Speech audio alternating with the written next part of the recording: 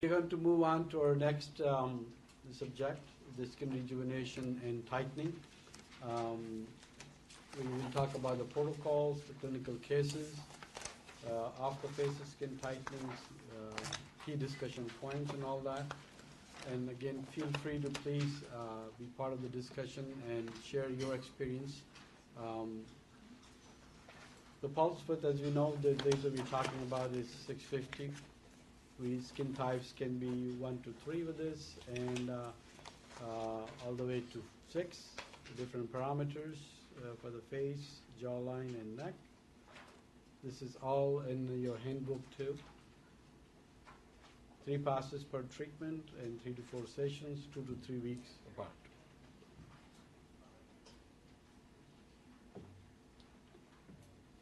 Again, it's we hold the handpiece perpendicular, cover the area thoroughly with 3 passes, and the estimated time for each cosmetic unit about 2 to 3 minutes. And in the cosmetic units, as we know, this is 1, the forehead, the eyes, nose, and the cheeks. You can always combine this with, we have learned through the years that monotherapy in most of our patients is not enough. There's always a combination of treatments that works the best. So if you want to get the optimum results, you have to be on a skincare protocol too. We can also combine this with the epidermal resurfacing with the erbium laser, which can be complementary. And the erbium laser, when we talk about that, we'll discuss how superficial or deep or subablative we can be. This is Dr. Tibet patient. You can see the clear improvement. This is 10 days after 1 treatment only. And it's 21 joules, 3 passes, skin type 3. There's one thing that I should mention a little bit here. When we take photos, this is an excellent photo you can see. This is the same angle, same lighting, and the skin is without makeup. A lot of these before and after photos that we see, the first photo you'll see, what you'll see on those infomercials that we see on TV, the hair is all messed up, patients, the jaw is drooping, the lip is like this, and you see after photo the hair is done, brows are done, and has this great makeup done, and obviously they're going to look good. It's not what you did, it's what the makeup is doing. Always put a cap on their hair, so hair is out of the way. Take the jewelry off, and then take a patient photo from the front, and then go at the 45 degrees to take this photos from the side. You can get closer and farther, but those are 3 angles that I think give you the best results, and keep the same light, same camera, and you get the best photos with that. And photos we take obviously to learn ourselves. When I see this patient back, 3 months after, I go back to review these photos and say, well, this is what she looked like then. A month after, she looked like this when I took a photo. Now 3 months after, she looks like this. So what did I do that was good, or what additional things I can do that will make it better? But there's another point too. The same patient can come to you and say, I don't see any results. I want my money back. What did you do? I went through this pain and all that, and I don't see anything. You pull the patient in the room and say, look at this. And then their jaw drops too. Really, that was me? This is me? Then someone will say, oh, did you Photoshop it? Of course not. We don't do that. The third important point is the legal issues. If you treat this patient and the patient had a scar to begin with, and then they go back a year later, you get a letter from the lawyer that you caused this scar. If you have a before photo, you can show, well, you already had this hyperpigmentation. I didn't cause it. Or you sign the form that says you can get this hyperpigmentation. So the photos, they serve a lot of purpose. It's good to invest some money in good equipment and invest some time when you take the photos so they be consistent.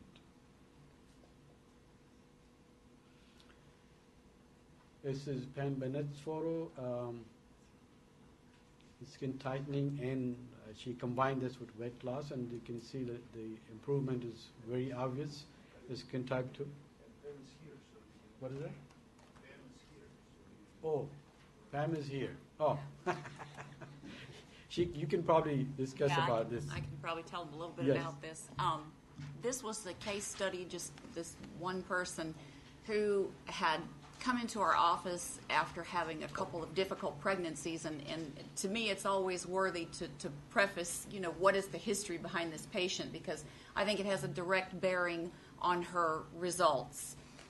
She lost 86 pounds in 12 months, and during that 12-month period, we did 2 series 10 treatment radiofrequency series to her buttocks area using the Vital RF, which is really an aesthetic model of radiofrequency. So we had done 2 series, 10 treatments, 10 weeks, and had gotten a tremendous amount of skin tightening just with the radiofrequency. But we were doing the YAG to her face and her neck, and she literally said to me one day, "We've gotten such a great job done on my face and my neck, keeping this tight while I've lost this weight. What do you think it would do to my butt? Because I still have these 2 little areas at the bottom of each cheek where I just have this loose flab." And I said, I don't have any studies to prove or to show the efficacy of using this particular laser on the buttocks tissue, but it's your money. And literally she said to me, can you try it? So we actually did 10 treatments in 10 weeks, treating a 3-inch deep by 6-inch wide area just at the bottom of the butt cheek, trying specifically to tighten in that skin. We used a 6 millimeter on a program 8 at 28 joules, and I stacked pulses. So we stacked until we heated the tissue and she felt it. And that's what you've got to do. If you want to get significant skin tightening quickly, you've got to heat the derm. And so we stacked. We did 3 passes on each cheek once a week. The next day, I brought her back in after we did the first treatment, just curious to see what that tissue looked like. There were no untoward results for that treatment, no redness, no burning, no real discomfort during the treatment. But I think the pictures are significant. And I have I did bring a few other pictures with me as well, so if anyone is interested in seeing them, I'll have them up here later. Pam, that was 1 week apart? They were 1 week apart, yeah. And I say 10 weeks, 10 treatments, 10 weeks. I will preface that by saying there were 2 weeks during that 10-week time when she could not make her appointment. And so, that time we went 2 weeks in between treatments. So that was the goal, was to do 10 treatments in 10 weeks. And of course, we had such phenomenal results from it that, we're now using it on all body parts. What other body areas you have done? Inner thigh, does a really nice job on inner thigh, does a terrific job under the arms, does a great job on breast tissue. And how long does it take to do like the underarms or the medial thighs? The underarms were probably the longest because we treated from the axillary to the elbow and just in probably half the diameter of the arm, just trying to tighten up a little tissue here. And we actually did 12 treatments on that, and they were every other week. But again, this is where prefacing, what her abilities were and what her program was at home.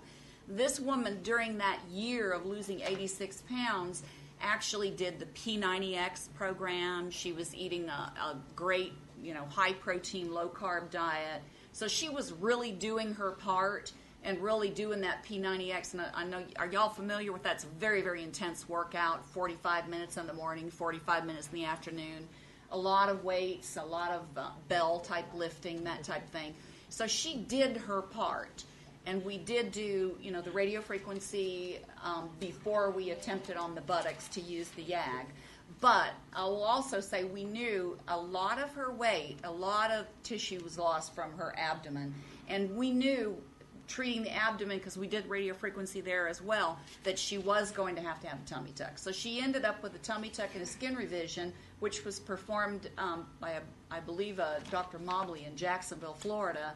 And when he did the surgery, he's actually called me since, wanting to know, what did you do to this girl's buttocks? Because I cannot believe that I did not have to do a butt lift. I cannot believe that we had this much tissue to revise on the abdomen, but nothing on the buttocks. So I think that's very significant. Pam, I have a question. You mentioned that you stacked. So in addition to doing 3 passes, you also stacked each time. So when you stacked, how many? Here's what I do. When I say in terms of stacking, I'm talking about picking small areas of tissue about the size of my palm and literally stacking, overlapping just the perimeter of each pass and going over and over and over until the point where the patient says, "Ooh, that's enough," and then stop. So potentially you could have gone over that 4 or 5 times or more. Yeah. Okay. Because that's typically what you do with radio frequency is the pulses are stacked. Yeah. And that's what we tell them not to do with, typically with this laser is Right, not to stack. right. So that's, quite a difference. Yeah. Okay. We stack just enough, again, that the patient, and that's what I tell them, when you feel this, when this becomes just on the edge of, okay, that's too hot, that's when we stopped and moved on. And that's when you listen to pain.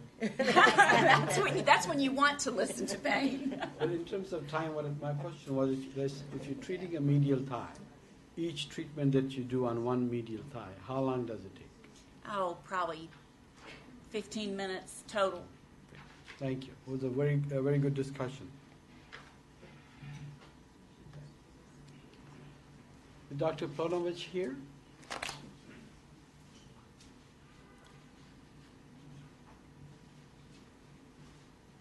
I'm just going to introduce you, Victoria. This is Dr. Victoria Plavanovich. She is a long-time practitioner and owner of Aerolase. Both are ablative and non-ablative lasers. She can tell you about just about any application you can possibly imagine with either laser. And she's specifically wants to talk a little bit now about high fluence, using high fluences on the skin tightening. Would you come here, Victoria? Good morning, so everybody everybody. can see you, face too. Yeah, please. I just want to add one quick comment as well. Folks in the back are, for the panelists, if I can encourage you to speak a little closer to the microphone so folks in the back can hear. Thank you. Good morning, everybody. It's a pleasure to be in such beautiful audience of experts. And I would like to mention the skin tightening right now, it's very popular. The skin tightening is very popular right now, and patients will be asking more and more and more. We're using the Aerolase probably more than 12 years. When we started skin tightening on the face, it was very, very conservative. We did 1 pass with the very lower energy. And the more we're using, the more higher energy we're using for the face. Back to the hair removal, we're using very high energy from the beginning to get the best result as we can. And for skin tightening, can we move to the slides?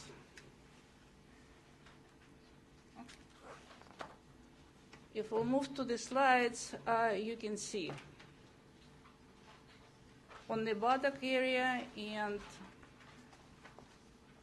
on the flank on the right side, we done just 1 pass with the energy 96 joules, and it was done the just 3 procedure. It's hot. We use almost the 1.5 hours to finish the procedure, but the three procedures give the best results what we can have. My point, we're not using multiple passes. We're trying to achieve the heat sensation from the beginning. And the consultation with any laser procedure, it's a key. So if you discuss with the patient what result they would like to have, how much pain they would like to hold, and with the pain, you have to hear the response of the patient. You cannot just ignore the pain for hair removal or for skin tightening or anything.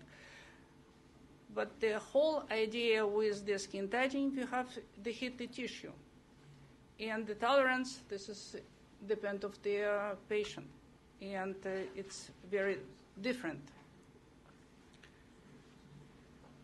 The arm area. This is 3 procedure as well. The arms is very painful compared to another area. 41 joules per procedure, and you can see there's some result as well. Yes. Are you using any topical or no topical?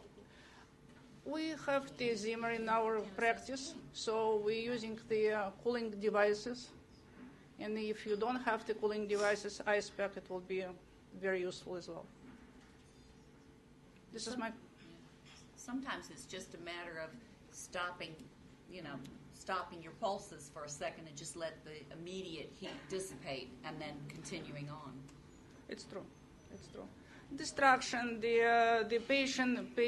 Sometimes you can go through whole procedure just to talking to the patient. And motivation of the majority of the women, the high motivation to have the good result and have the tightening effect as well.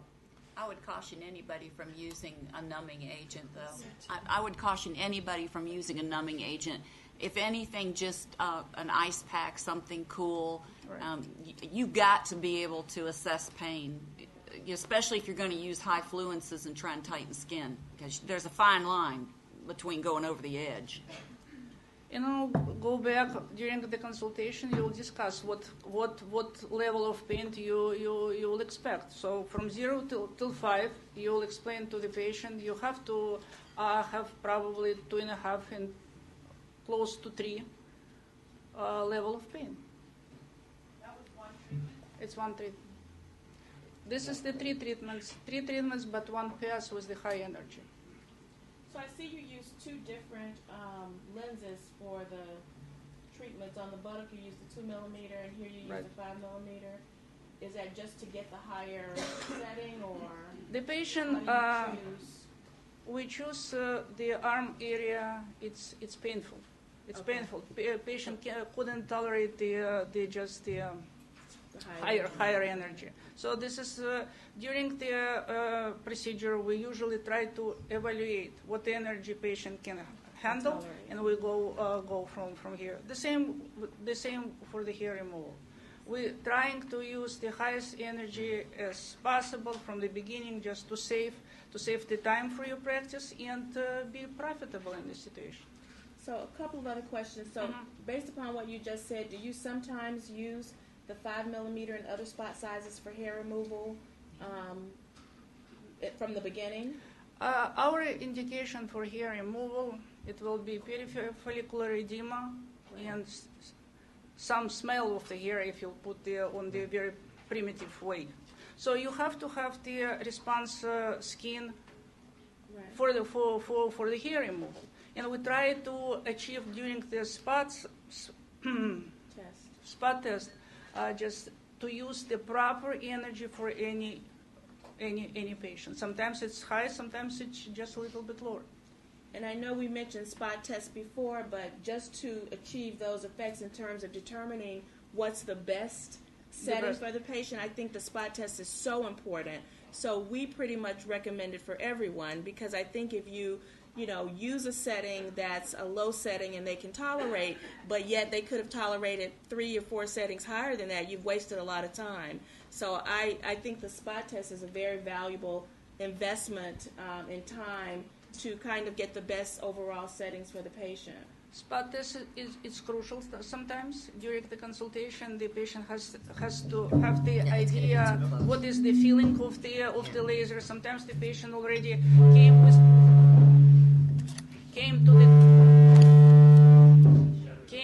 to the clinic experiencing gel and everything, unpleasant situation. So when you switch to Aerolase, they sometimes be very, very surprised. The consent form, what I like about the Aerolase, and I'm telling everybody, a consent form, if you discuss the protocol for the patient for any procedure with Aerolase, they have probably just one company who mentioned it's no response. It's no response for the treatment, and patient has to understand this is due to medical history, due to medical condition, due to a lot of different things. Sometimes you will not achieve the result what patient looking for. Back to the hair removal, we usually explain 75-80% of the reduction of the hair it will be. We never mention, probably during 5 years, how many treatments a patient has to have. The minimum it will be for somebody 6, for somebody 8, for somebody you have to do the multiple treatments. Unfortunately, the economy, unfortunately, the Groupon and all media, they destroyed the beautiful aesthetic laser industry. You know, you cannot provide the cheap treatment. You cannot for a lot of different reasons. You can offer laser treatment lower than the waxing. So patient selection for laser treatment, it's very important. For hair removal, for skin tightening, it has to be proper patient who will enjoy a result. Skin tightening is beautiful procedure. It's very pleasant. We usually start for the face with low energy to give the idea how it's feel, how the patient will feel during the procedure. And second treatment is we try to as high as we can. We usually not using for Aerolase for the skin tightening. We have the 18 different devices in our clinic, but just would like to express my appreciation to the Aerolase. This is the safest technology what you can have in your office. Whatever we do, we start with Aerolase. Do you have a stacking protocol as well for skin tightening? Usually we try to pick up the energy what patient can tolerate. We don't want to spend extra time if this is not necessary. So you don't stack? No. And if you pick up the energy from the beginning, you will be very, very appreciate the device, you'll appreciate your time, and you appreciate the dollar amount. Thank you very much.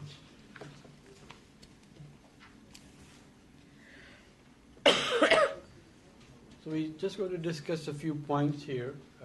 Who's a good candidate? What results can be expected? Painting technique versus pulse stacking. What lens and fluence to use and what areas can we treat. Some of these we have talked a little bit, and I would encourage anyone from the panelists to want to take up a question. Who's a good candidate for this kind of procedure? I think, and I probably use the Aerolase for skin tightening an average of 3 to 4 times every day. So I do feel like I have quite a bit of knowledge as basis for who to pick as a candidate for skin tightening. And again, I think this is crucial, just like with the hair removal, is that your candidate understands the concept of skin tightening and skin rejuvenation. For some reason, most people have this general concept that it's like a facelift.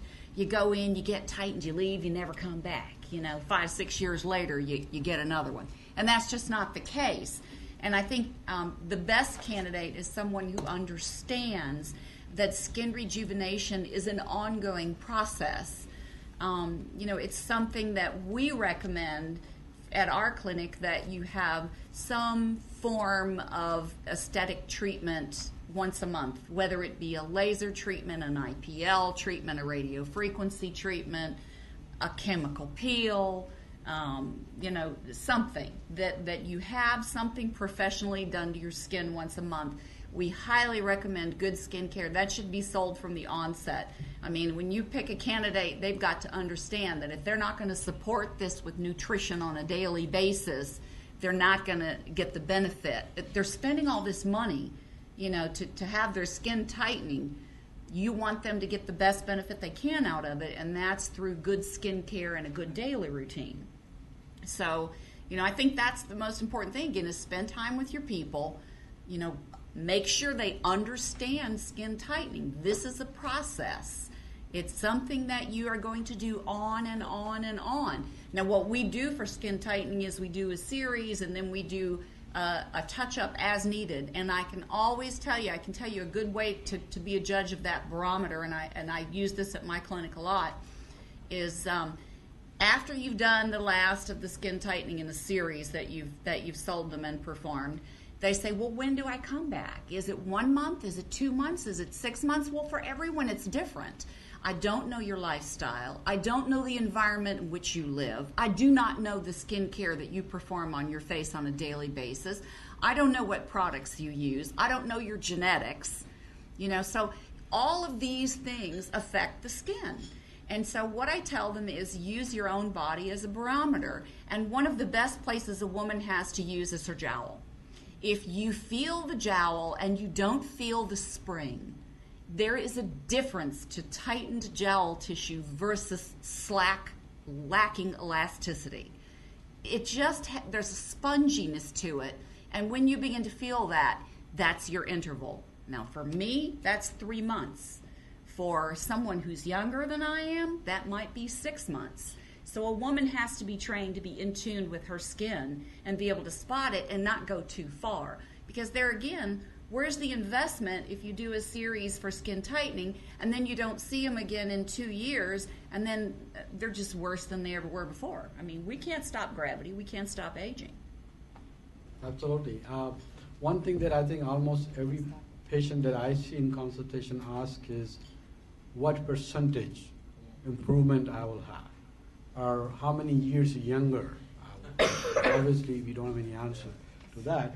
So how do we tell them what kind of results to expect?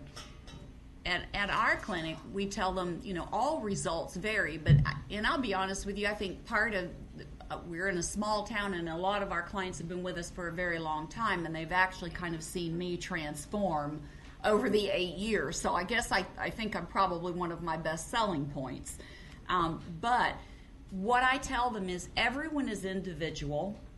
And so I think with the first skin tightening treatment, as you showed with the first slide of the jawline that was after one treatment, I usually tell them in about 10 to 14 days, this is what they need to do. If you look at your skin every day and you're trying to analyze, okay, where's the tightening? Is it happening? You're not going to see it. But if you just go about your routine, and in a couple of weeks, I'll tell you, when I noticed it, the very first treatment, Joe gave me the treatment, and I've shared this story with him before. Joe gave me the treatment, and 2 weeks later, I was trying to analyze it, and my husband said, you know what, you need to quit psychoanalyzing yourself to death and let this thing take a chance to, let it work. Let it do its thing. Look at your skin in a month and then tell me what you think. Well, about 2 weeks later, I was in the bathroom taking off makeup and washing my skin, and, at 57 years old, when you take that makeup off at night, you're looking pretty rough. If you're anywhere close to me. Gravity has pulled all that nice fluid in your tissues down to your ankles, and it's not looking good down there. And your eyes are looking hollow, and your jowl is looking saggy. And I looked in the mirror, and I actually said to my husband, dang, I look just like I did when I got up this morning. That's the look that we're looking for. So we're looking for a little rejuvenation. We're not looking for a facelift. And that's the key. And so I always tell them, you should start to see this tightening in about 10 to 14 days. And, once we injure the skin, we all know what the body's remodeling process is. Once you deliberately injure the skin in order to produce a result, that collagen is going to produce for about 6 months while it's remodeling that tissue. So you should be better 6 months from now than you are today if you have the treatment today. And so these are kind of the techniques that we use to sort of pick the candidate and tell them what to expect. As you move forward, you should expect gradual decrease in ruddiness of the complexion, just a smooth, just a very nice smooth complexion that's more even in skin tone, less redness in the complexion, but the lift. You should see the lift. And I think the neck tissue is one of the key things too, is to be sure not to just treat the face, treat the neck too. Do you limit the Fitzpatrick skin type that you do the tightening on? No, I've actually done a couple of 4s and a couple of 5s, although I do, most of my clientele is 1 through 3. Sure. And what are your challenges or limitations or restrictions with the skin types, say 5? Do you do less stacking? I actually am very, very gentle with their skin. I use a 6 millimeter, and I do it gradually and gently over a period of time. And I think we're going about, I think the highest I've been on somebody was 5, and just a very, very gentle. So you use 6 millimeters? Yeah. Okay. Can I request the panelists, when you talk, please speak in the microphone. So Sorry. others can hear it too. Pinting technique versus the stacking. Anybody wants to take that? On the skin tightening, especially for the face, I use a 6 millimeter, 3 passes, the 6 millimeter. And then I actually take the 5 millimeter and heat up tissue of concern. Tissue of concern. I mean, you know, when I'm looking at this person, and first of all, that's, again, that communication with the patient. I want to know what are her issues of concern, because certainly if I think the jowl is an issue of concern and she doesn't care a thing about it, and what she's really worried about is the bags under her eyes, that's her concern. So on areas that concern her, then I will use the 5 millimeter and stack pulses until I produce a heat response.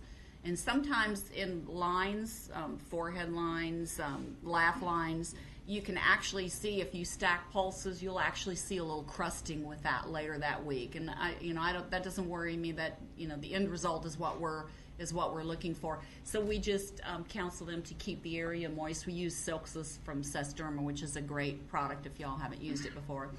And we just tell them to keep the area moist while it's healing until they don't feel any more crusting after they've washed their face, and they're pretty much good to go then. If you treat, let's say, the lower eyelid for skin tightening, how do you protect the eyes? We're using Dioptica, which is, I don't know if y'all are familiar with those, the goggles. They're really small. They're just very, very small in diameter, and they have the big nose piece that you can push out of the way so you can get in the bridge of the nose and get around the bridge of the nose, which is great. And that's what we use, and typically even that takes a little adjusting and just kind of pull the tissue down and heat it up.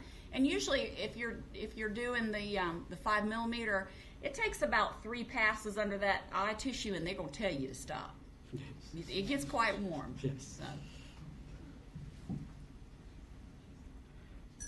What lens influence to use? I think we talked a little bit about it. You know, could I just add one thing? Sure, please. With any time that you're trying to do like the skin tightening, basically with any of the different devices, you're just trying to heat up the tissue, usually to around a 42 Celsius. So if you can keep it at that temperature consistently for a period of time, then that's going to get the skin tightening, and that's what you're trying to achieve. Thicker areas, like what she was speaking of, the banana roll right underneath the buttocks area, that tissue is going to take a little more energy versus under the eye area. So always keep in mind with whatever you're treating, the area that you're treating, the density of the tissue, and then you will, you know, accordingly go with how much energy you're going to put into the tissue. Also, of course, candidate selection, you know, and what their reasonable expectations are for this. After you go through all of that, then you need to look at your time.